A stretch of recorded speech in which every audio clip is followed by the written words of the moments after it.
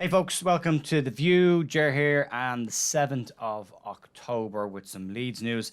Not as much as yesterday floating around, so we'll get stuck into it. Before we get going, we're that close to 3,000 subscribers, so just want to say a massive, massive thank you to everyone who has subscribed to the channel over the past couple of months. It's been mind-blowing. And if you like the channel, and if you like what we do, and if you want to support us, you can subscribe, or you can like. That's what we ask for.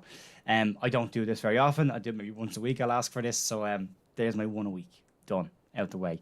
Let's crack on with the news. We'll start off with some big news coming out from the club in terms of the ownership and the 49ers. Paraag Marathe has been speaking with BBC Dan Rome, and what he's been saying about the club structure and the ownership and also the stadium improvements is that they're kind of taking things day by day. They do have a buyout option in 2024, but they're currently just enjoying the ride, and their focus right now is on the Palace game. He was asked about the stadium, and he said that the one thing that is most important about the Elland Road Stadium is that they maintain the atmosphere that it currently has. And they said that if you were to ask the 19 other clubs in the league which ground that they hate going to the most, Elland Road would be in the top 3, and they want to maintain that. He was asked whether they're looking at a stadium rebuild or whether they're looking at a new stadium on the grounds or beside the grounds. And he said in order to protect the atmosphere that Elland Road has, you're looking at a stadium expansion. So keep that essence and that core, that credit. I'm delighted he said that as well. I love going to Elland Road, and modern stadiums they just lack a bit of atmosphere. You know, comfy seats, loads of room, big open spaces, no atmosphere. So little seats, keep us on top of each other. We'll enjoy that. So good to hear that as well. Asked about other future developments, he said, look, right now they just want to keep going, that they know there's more that they can add to the club, whether that be in terms of growth, whether that be in terms of players, whether that be in terms of the pitch or the stadium. And they said there's more that they can do, and they will look to do more. But right now, their focus is on Crystal Palace. So measured. There's more information that you can get that if you go into BBC and have a look for the interview with Dan Rome. I know Adam Pope has been quoting it this morning as well, so you can find more detail on that. He did talk about other stuff and the ownerships versus the Glazer model, and they don't think that way. They're thinking about winning and losing and developing players, and not, stripping assets and taking money out of the club. So different mindsets. If you're interested in that, you can go find that. About a short thing on Rasmus Christensen. He was asked about the current battle for the right back position in Leeds, and he said it's quite intense. He said himself and Luke Ayling and Cody Drama are battling day in and day out at this point to try and make sure they get that spot and lock it down. Christensen has just got the edge at the moment, but on Luke Ayling's showings in the 2 games he's come on as a sub in, there's pressure there as well. Christensen did have a much better game against Aston Villa than he's had recently, and looks like he's developing and starting to get hold of things. He has that self-awareness, which I really like. He knows what parts of his game he's struggling with, and he's working to develop them, so that's always positive. And Cody Drama had a very good game for the under-21s. I've been a little bit critical of Cody, thinking he's maybe not up to the standard he thinks he is, but what I will say is in the under-21 game against Tranmere, I thought he was fantastic. He had a really, really good game at right back and scoring as well. So there's a lot of competition for that position. Shame we don't have it on the left. It'd be nice, wouldn't it?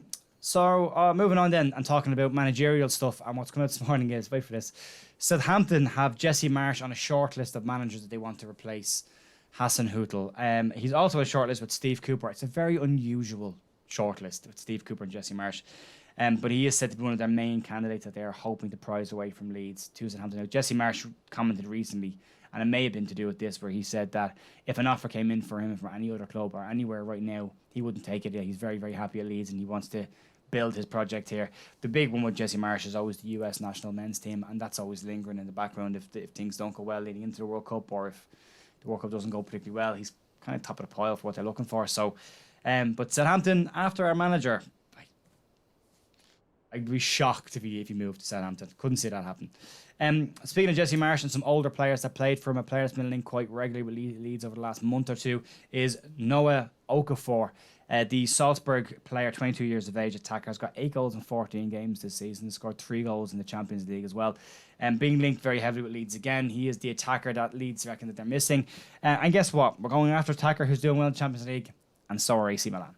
AC Milan are heavily linked with Okafor, and are said to be, he's one of the top of their list of players that they want to bring in. Give us a break, AC. Yeah. Just, you got the kettle there. Let us have this guy. So we'll have to wait and see what happens with that. But yeah, it looks like Leeds will go head to head with AC Milan all over again for Okafor. He's done really, really good. If you haven't seen him in the Champions League, he scored an absolute banger a couple of weeks ago. Has a knack for good goals, big goals. So it'd be interesting to see what happens there. But with a lot of attackers right now, Joffrey's already out the pecking order. I don't know. He can play anywhere across the front three. He doesn't have to play as a striker, so there's options there. And speaking of attackers, then Mateo Joseph has been nominated for the Premier League 2 Player of the Month. It's his second nomination. He went up against Sonny Perkins last month, and Perkins took home the award. Joseph has been nominated again. He had a hat-trick against Stoke and was excellent against Tranmere as well. An absolute goal poacher. He's looking better and better and better.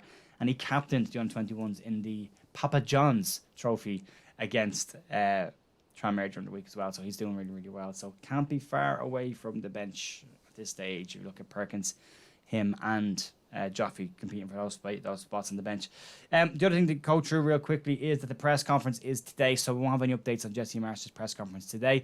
Depending on how things go tonight and tomorrow morning, I might put a video tomorrow as a match preview. Videos on Saturday don't tend to do particularly well, so I will stick one out with some updates on the match preview. It won't be a news video, it'll be a match preview, and then on Monday we're going to do match reviews from now on. So if you see the video on Monday being slightly longer than the daily news videos, that's because we're just doing a match review and the news together. Okay, and that's it. Thanks for popping by. I'll see you tomorrow. Bye.